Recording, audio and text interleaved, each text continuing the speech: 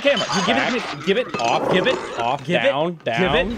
Howdy y'all, I'm Alex Navarro and welcome to another edition of Here's What You Missed here on Screen.com. This is where we, the editors of Screen, take you on a highly truncated journey through a film franchise, TV show, or other serialized something or other, all for the sake of brushing up your IQ in the face of a new sequel, season, or something or other.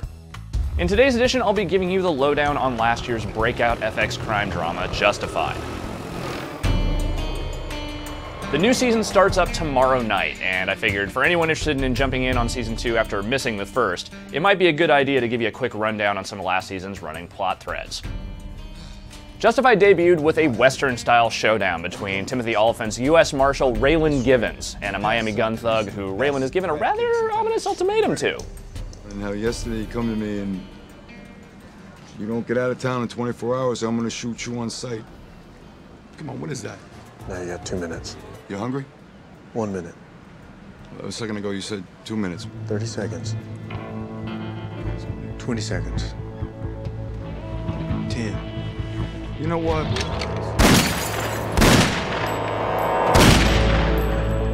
This opening scene gives us our first look at the attitude and charisma Givens embodies. He's basically an Old West lawman trapped in the wrong century. Givens is nothing if not the picture of cool calculation, which makes the ensuing drama of his life all the more intriguing. After the shooting, Raylan is reassigned to a marshal's office near his hometown of Harlan, Kentucky. This is pretty much the last thing in the world he wants, as his hometown is filled with more unsavory characters, neo-Nazis, and unattractive familial ties than the man seems prepared to deal with. But deal he must, as he becomes more or less Eastern Kentucky's shining beacon of shoot first, ask questions whenever style justice. All right. Boyd just wants to have a word with you is all. While a good chunk of Justified's first season was dedicated to standalone police procedural style storylines about dentists on the run from Mexican drug dealers and kidnapped informant bookie shut-ins, several key relationships play out throughout the course of Justified's first 13 episodes. The most significant of which turns out to be a former friend of Raylan's named Boyd Crowder. Fire in the hole!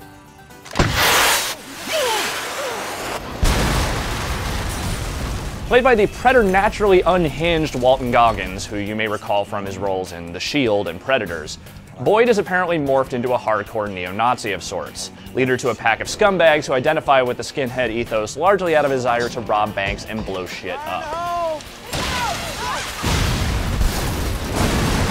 Now, as it turns out, Boyd is less Nazi than nihilistic cult leader, using the Nazi image to control his cadre of assholes and have them just do his bidding. Now, while one might expect such an antagonist to present constant trouble to Raylan throughout the series, leading to an epic showdown between the two in the final episode, the writers actually get that out of the way pretty early on, in the first episode.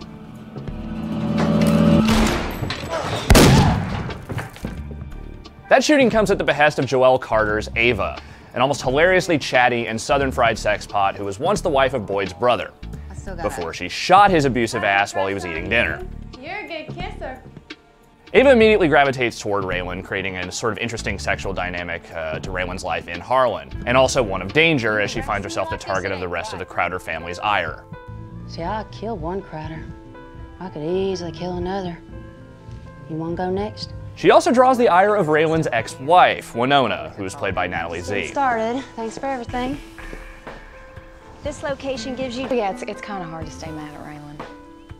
Yeah, well, I wouldn't know. I'm just getting started. Thanks for everything. This location... Winona's a court reporter in Harlan, already remarried, and of course, potentially very, very interested in rekindling things with Raylan, as we learn later on in the season.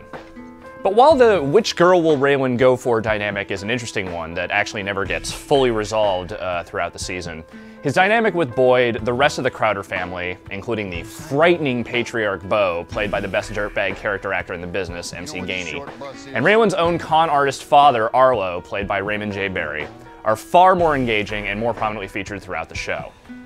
Bo starts the show out in prison and doesn't even really emerge until pretty late in the game, but once he does, he goes on an absolute tear, setting up meth labs and effectively turning the Crowder family into a deeply feared and deeply violent criminal organization.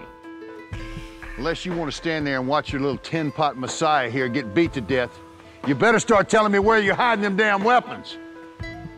Boyd, for his part, goes somewhat rogue after his brush with death at the hands of Raylan. Much of the first half of the season features Raylan and Boyd periodically bumping up against each other as Boyd seems to have found God. That religious conversion seems, at best, an excuse to impart a new form of controlling dogma on his followers, as they go around wrecking shop once more after Boyd gets out of jail.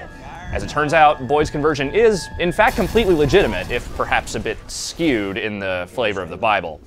And in a key moment at the end of the season, Boyd actually turns out to be far more friend than foe to Raylan. He has a cabin out in Brogy Holler. Is that right? I know every inch of Brogy Holler.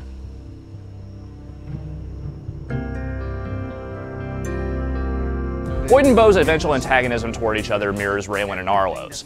Arlo, petty crook and consummate liar that he is constantly disappointed by Raylan's unwillingness to just look the other way on his criminal endeavors. Watching Oliphant and Barry interact is actually some of the best drama on the show, especially because one can never quite tell whose side Arlo is even on. There is never a point where it doesn't seem like he's just playing everyone against each other, and it's really brilliant, crazy stuff. You're not supposed to know I'm working with the marshals. You wearing a wire? How's it look, you knowing I'm here? What if Raylan answered the door? Now, in a way, I can't help but feel like I'm kind of selling Justified's first season terribly short with this very hasty description of everything that goes on.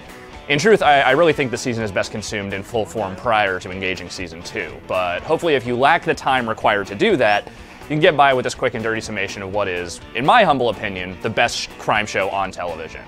And I swear it's not just because I have a serious case of Timothy Olyphantitis.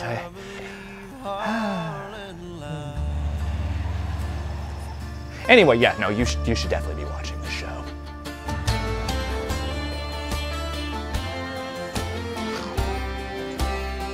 Once again, I've been Alex Navarro. I'll see you next time.